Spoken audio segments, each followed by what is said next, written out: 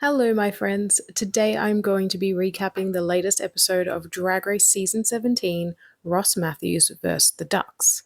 The Queens walk back into the workroom after Ariette's elimination, and more drama breaks loose when they see the mirror message she left behind for Anya.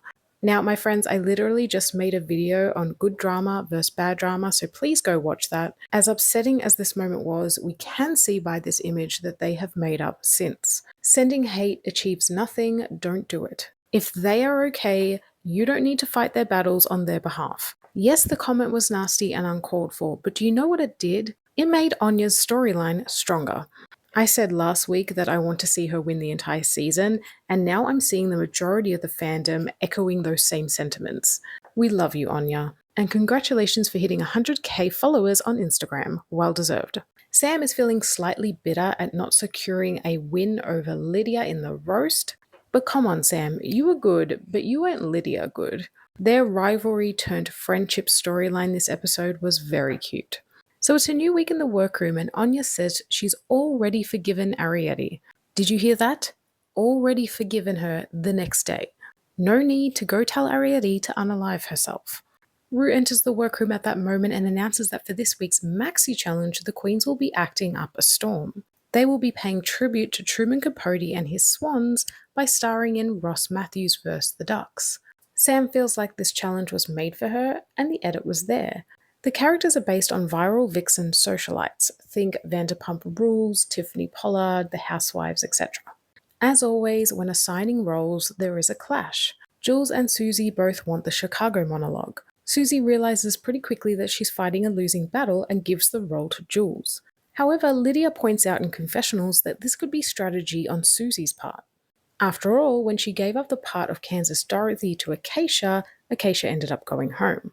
Well, considering the way this episode ended up going, Susie is one sneaky toot.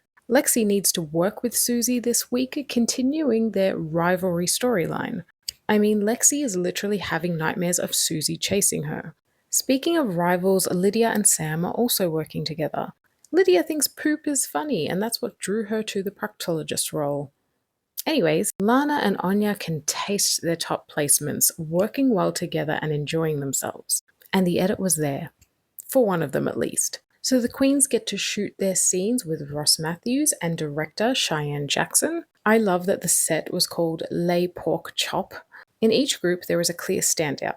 Anya, Sam and Susie are clearing, and Lana, Lydia and Lexi are more on Struggle Street, the 3 Ls. Now, little old Jules on her lonesome is fighting a different battle. For one, she is lacking energy, but not only that, she keeps mixing up the original monologue with the Drag Race script. As the Queens get ready, the majority of them feel really good about their performances, but Lydia is not so sure. Lana reveals her freestyling skills, and Sam says she's finally warming up to Lydia. And I was like, uh-oh. It's like that edit in a television show where things are finally going well for the main character, you know they're going to be killed off. In this case, get the chop. So on the main stage this evening, we have a RuPaul all in orange, Michelle Visage, Ross Mathews, and extra special guest judge Sam Smith. Category is black and white ball, and I gave my top toot to Sam Starr. She rarely misses on the runway, and I love me some polished masquerade realness. And maybe it's just that I always have Dragula on the brain, but her look gave me the G-rated Disney version of Asia Consent's Terrifier look on the first episode of 666. So it's time for Ross Mathews vs. the Ducks. It was very Lady Whistledown, Bridgerton vibes. I could already tell that Anya was going to kill it from their rehearsals, but Anya mother-tucking nerve kills it. Her confidence is just unmatched and effortless. Sam was also really good. Her acting skills are impressive. Lexi, Lana, and Lydia do better in the final product, but there is something still off about Jules' performance. And so it's time for the judges' critiques, and nobody is safe. Lana is up first. They live for her runway and her makeup. Dare I say, this is very different for her, something she's never done before. Michelle says she's proud of Lana for pushing herself, but unfortunately she was steamrolled by Anya. This is the thing, I wouldn't want Anya as my partner for this exact reason. Anya is commended for quacking the code on her outfit, and her performance is described as a powerhouse. I do wish there had been more white in this look, but I do like it. Sam's outfit is told that it's pure perfection, and I'm really glad the judges could see what I was seeing, and that also goes for her acting chops. Lydia's outfit was cute, but she was told that she needed to push herself much more than she did, and I have to agree. Susie is told that everything she did in the challenge worked, minus the lace front. I really liked her runway. This actually was cute and different for her, unlike what Lana says every single week. Lexi is up next, and she does love a good train, as Michelle points out.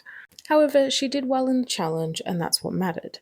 Jules is last and is told unfortunately there were not enough peaks and valleys in her performance. Her runway was stellar though, this is absolutely beautiful. But imagine hearing a critique that you don't appear to know the reference to this monologue very well when you absolutely die hard love it and know it line for line. Ouch. They then get the dreaded who should go home tonight and why question. Surprisingly, the majority say Susie too, despite the fact that she's done well this week. It's the biggest threat cop-out answer, but at least Anya is more truthful because she says Lydia should go because she's the weakest link. Back on the main stage, Anya gets her third win as Big Fupa. This cements her as a full-blown frontrunner. I think Sam could have won this as well. If this had been a double win, I would have been fine with it. Jules is saved, which leaves Lana and Lydia to fight it out. They lip sync to Unholy by Sam Smith. Now, some people are saying that Lydia didn't lose this lip sync to Lana, she lost to a pair of scissors, and I have to agree. If she had just stayed inside her garment and kept using all her weirdness, I think she would have been okay. But when you're trying to cut your way out of an outfit and it's not going seamlessly, it just takes you out of the song. Lana gets to stay, and Lydia joins her boyfriend in the group of eliminated contestants. It's crazy how you can win one week and go home the next. I will miss Lydia, she is very unique. And so, my friends, we are at the top 6. What did you think of this week's episode? Did you agree with the judging choices? Next week is the Charisma, Uniqueness, Nerve, and Talent monologues, and that should be interesting. All I have to say is, Anya for the crown.